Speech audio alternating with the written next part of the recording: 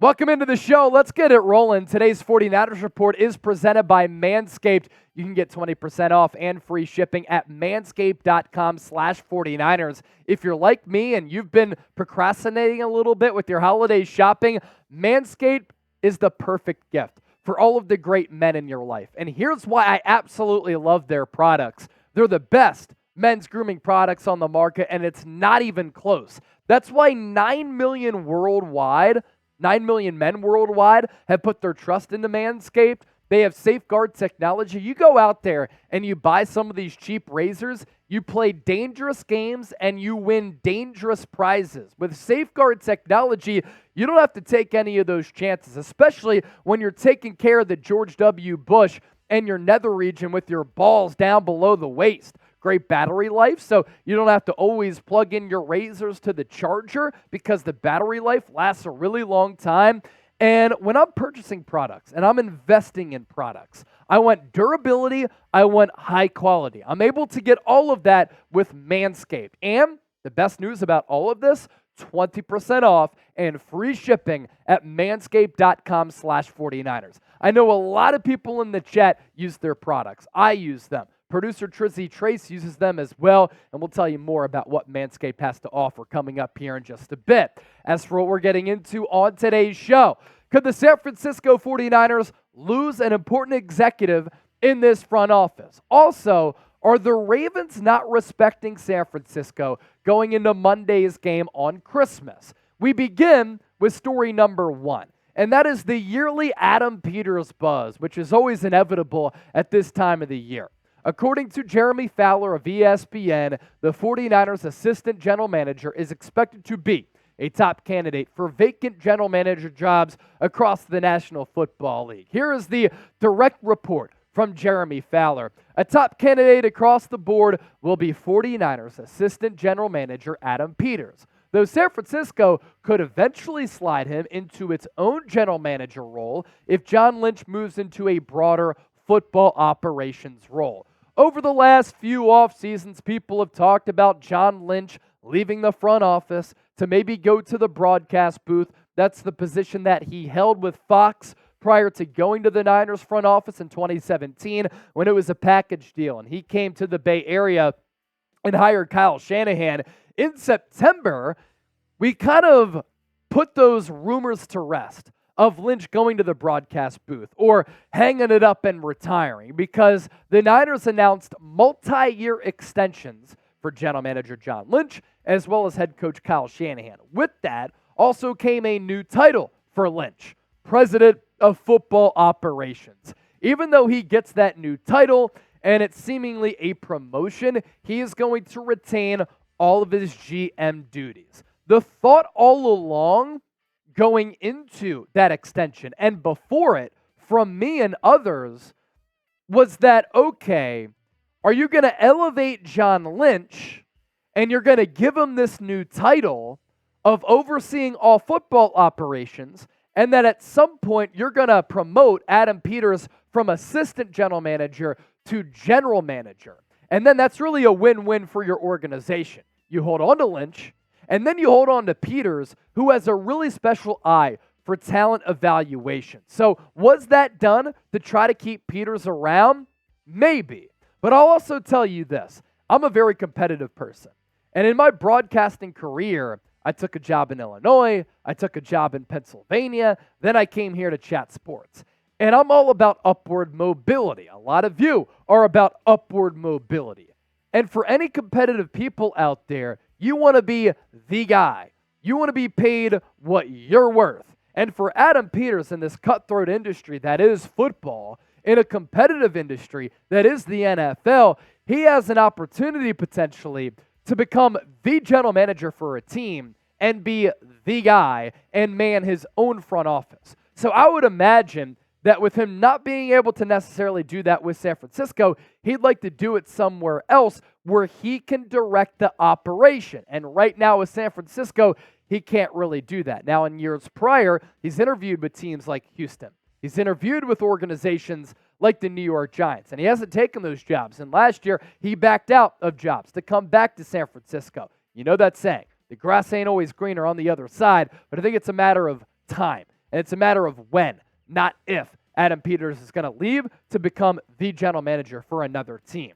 He's been really important to this front office, and he's been with this front office since 2017. And this front office that consists of John Lynch, Adam Peters, Kyle Shanahan, they have built this organization to the point where they're one of the best, most revered, most respected, most talented organizations in the game. 3 NFC Championship games over the last 4 years. They've made some splashes in free agency. They've made some really good picks during this regime. Some notable draft picks since 2017. George Kittle, 5th round. DJ Jones, 6th round. Fred Warner in the 3rd. Nick Bosa and Deebo Samuel in the 1st and 2nd round in 2019. And then that draft class continued with Dre Greenlaw in the 5th round. In 2020, Kinlaw's kind of been a bust, but this year he's playing a lot better. San Francisco also got Brandon Ayuk that year. You have a starting right tackle that you got in the 5th round in Colton McKivitz in 2020. Juwan Jennings has ended up being a great player. You nabbed him in the 7th. San Francisco's ability to hit in the mid to late rounds has been just so impressive for this organization. In 2021, you got your starting left guard in Aaron Banks in the 2nd. Diamador Lenore, who did practice on Thursday, by the way, with that rib injury. That's a good sign going into Monday. You nabbed him in the 5th. He plays outside and inside corner for you. Talanoa Hufanga, 5th round pick, who in year 2 ended up being an all-pro. Elijah Mitchell, injuries have cost him, but a quality backup back for this team in years prior. Drake Jackson trending toward being a bust. Spencer Burford, 4th round. Samuel Womack, 5th round. You got Brock Purdy in the 7th round, Mr. Irrelevant. Jair Brown is now starting for this team and playing at a high level. You got him in the 3rd round. Your starting kicker, Jake Moody, in the 3rd, although that was controversial. And I think that the stock is up. And I think that the arrow is pointing up for D. Winters, Ronnie Bell, and Jalen Graham. Those are late-round picks who, in some way or another, have been able to impact this team this year, but I think they're going to be able to impact this team in the future as well. And Adam Peters has been a part of those front offices that's helped hit the road with that scouting department, identify those players, scout them, pick them, and then this organization has been able to develop them. What will happen with Adam Peters, the Niners assistant general manager? Is he a goner, type S, or type S for stay? Do you think he's going to go? And do you think he's a goner, then you can type G for go. Let me know right now in the comment section. It is the holiday season. And off the rip, I mentioned all of the reasons why I love Manscaped. You can get 20% off and free shipping at manscaped.com/49ers. Now let's tell you about the deals that they have to offer and the products that they have to offer. Ho, ho, ho! All my gentlemen out there, get ready to jingle and deck your balls this holiday with the help from our friends at Manscaped, the leaders in below-the-waist grooming. They have just launched their Performance Package 5.0 Ultra, but I like to call it the small gift for your big package. Featuring Santa's #1 helper, the Lawnmower 5.0. Manscaped can guarantee you'll be stuffing more than just your stocking this season. Let your ornaments shine and enjoy 20% off and free shipping using the code 49ers. And for my fellas out there, Mrs. Claus will thank you. The Niner ladies know exactly what I'm talking about. The Performance Package 5.0 Ultra is the one-stop shop for holiday gifting perfection. Included is a trimmer as precise as Santa coming down the chimney. That Lawnmower 5.0 Ultra brings 2 next-gen blade heads, perfect for sculpting your holiday do, from taming the chestnuts and the beast to grooming the tree. And trust us, it's as gentle as a snowflake on your sensitive bits, thanks to its skin-safe technology. Say goodbye to those holiday party crashers, nose and ear hairs with the Weed Whacker 2.0 ear and nose hair trimmer. It is the king of trimming those hairs trying to sneak into your festivities uninvited. So keep the party exclusive and hop on board. Join the 9 million men who have put their trust into Manscaped. With manscaped.com/49ers, you get 20% off and free shipping. Let's round out today's show with this. Are the Baltimore Ravens not respecting the Niners? We are set for a heavyweight bout on Christmas night.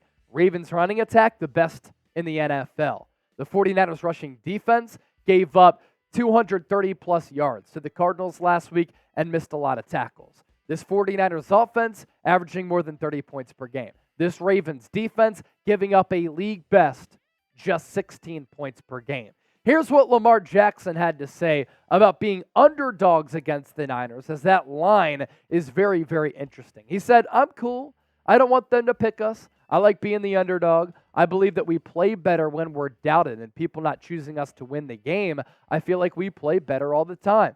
Just do it all the way to February." That's all they ask. Now, I will say that while some Ravens players don't seem to be acknowledging the talent of the Niners, I think the odds makers are not recognizing the talent of the Baltimore Ravens. The 49ers are 5.5-point home favorites. That's a pretty large line between two 11-3 teams. You have this from Kyle Shanahan on the matchup. Externally, I don't know what all the hype is for the 49ers, whether it's the lack of primetime games that we've gotten or whatever. I think the 11-3 teams are not created equal right now in terms of the Niners versus us. We feel a little bit disrespected by that. I feel like we're the best team in the league. We've got an opportunity in front of the country to show it. And then Marlon Humphrey went on his podcast and he said, "I don't respect the player on their team." Now, he kind of said that tongue-in-cheek, but hopefully in the practice facility in the lead up to this game, Kyle Shanahan and this coaching staff are only playing that clip where the Niners don't know if it was a joke or not, where Marlon Humphrey was like, "Yeah, I don't respect a player on their team." Now, I think that both of these squads should be respecting one another because I think this is a potential Super Bowl 58 preview.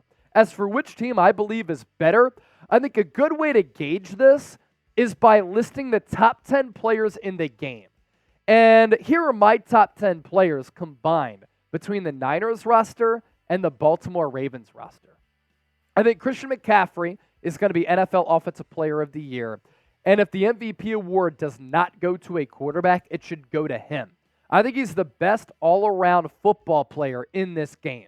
I think Trent Williams is at number 2, one of the best left tackles of all time. Lamar Jackson, one of the MVP favorites, special player who's done special things throughout his entire career. He's been banged up the last 2 Decembers. It's good to see him healthy this year as a football fan. He's a unique talent. I have him coming in at number 3.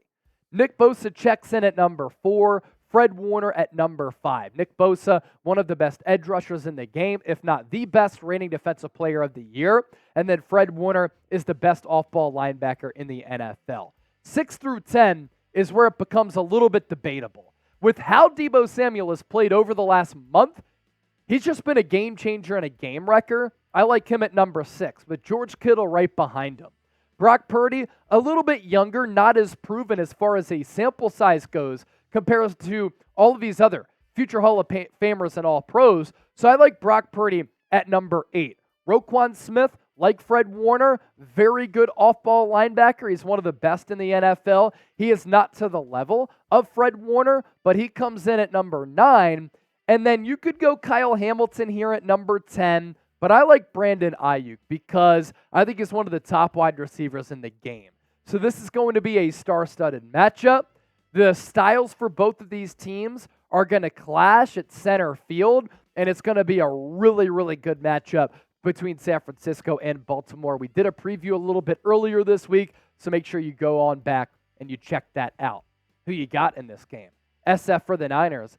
BAL for the Baltimore Ravens. Who do you like to be victorious? I like San Francisco, but as I said in my preview, I like them by 3.